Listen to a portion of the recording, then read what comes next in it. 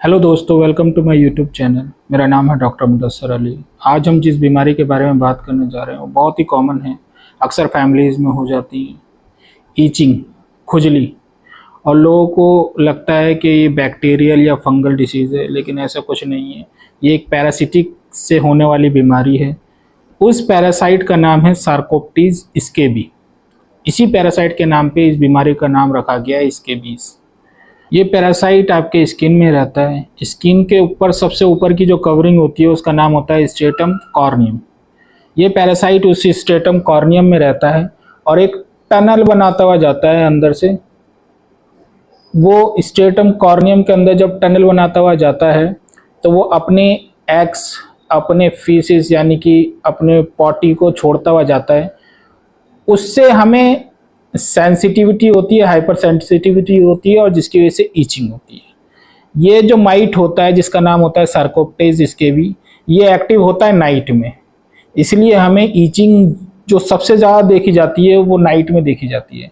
अगर कोई भी पेशेंट आपके पास आए और बोले कि मुझे यहाँ वेब स्पेसेस में ईचिंग है और नाइट में होती है, बहुत ज़्यादा होती है, तो मान के चलिए वो बहुत चांसेस हैं कि स्केबीज हो। दोस्तों, एडल्ट में ये स्केबीज गर्दन से नीचे नीचे होती है, लेकिन बच्चों में जो इन्फेंट होते हैं, 1 साल के बच्चे जो होते हैं या बहुत ज़्यादा जिनकी इम्यूनिटी लो होती है, उनको देखा गया है कि चेहरे पे भी हो सकती है। बच्चों में इस वजह से हो सकती है क्योंकि बच्चों में सिबेशियस ग्लैंड जो ऑयल प्रोड्यूस करती हैं वो एक्टिव नहीं होती हैं। इस वजह से ऑयल नहीं निकलेगा तो वो रिपेल नहीं होगी। इस वजह से चेहरे पे भी बच्चों के स्केबीज हो जाती है। दोस्तों, अगर हम स्केबीज को टाइप्स में बांटें तो ये मेनली 3 टाइप में निकल के आएगी। जो एडल्ट्स के अंदर होती है जिसमें फेस स्पेयर रहेगा, मतलब फेस के ऊपर नहीं होगी, गर्दन से नीचे नीचे होगी।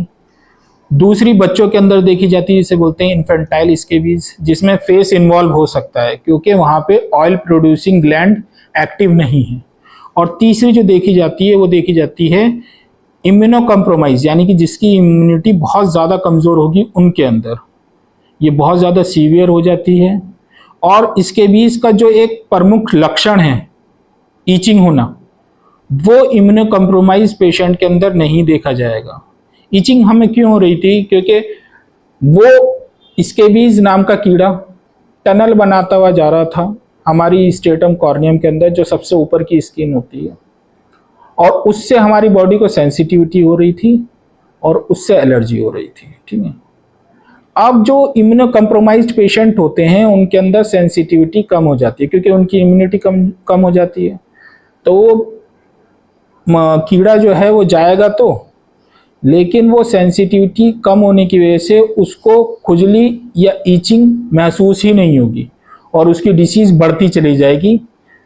उस डिसीज़ को बोलते हैं, उस सीवियर फॉर्म को स्केबीज के बोलते हैं नॉर्वेजियन स्केबीज, जैसा आपको आपकी स्क्रीन पर दिखाई दे रहा होगा अभी। दोस्तों, अब हम इस बीमारी के ट्रीटमेंट के बारे में बात कर लेते हैं।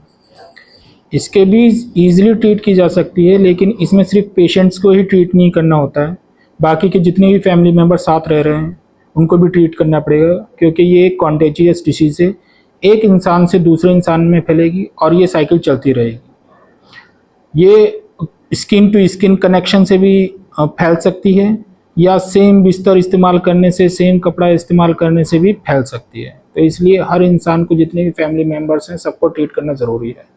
इसको ट्रीट करने के लिए आपको एक परमेथ्रिन क्रीम आती है 5%, परमेथ्रिन 5% क्रीम, उसका इस्तेमाल करना होगा। रात को सोते वक्त उस क्रीम को लगाइए गर्दन से नीचे नीचे के हिस्से में, पैरों तक, और सुबह उसको धो डालिए।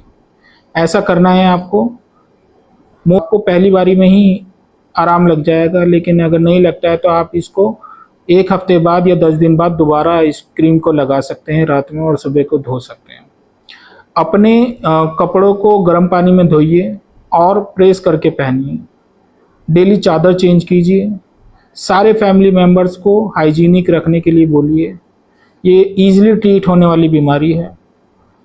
अगर आपकी बीमारी थोड़ी सी आगे बढ़ गई है, जैसे कि नॉर्वेजियन स्केबीज में हमने देखा था, क्रस्ट बन जाते हैं, तो आपको उस पर पहले सैलिसाइक्लिक एसिड नाम की एक क्रीम आती है वो लगानी होगी। वो क्या करेगी, सैलिसाइलिक इस क्रस्ट को निकाल देगी, क्रस्ट रिमूव का काम करेगी, जिसकी वजह से आपका परमेथ्रिन क्रीम का एब्जॉर्प्शन अच्छे से हो सकेगा। दोस्तों, अगर आपको मेरी ये वीडियो पसंद आई है तो प्लीज़ इस वीडियो को लाइक करिए, शेयर करिए एंड सब्सक्राइब करिए मेरे चैनल को। Thank you very much.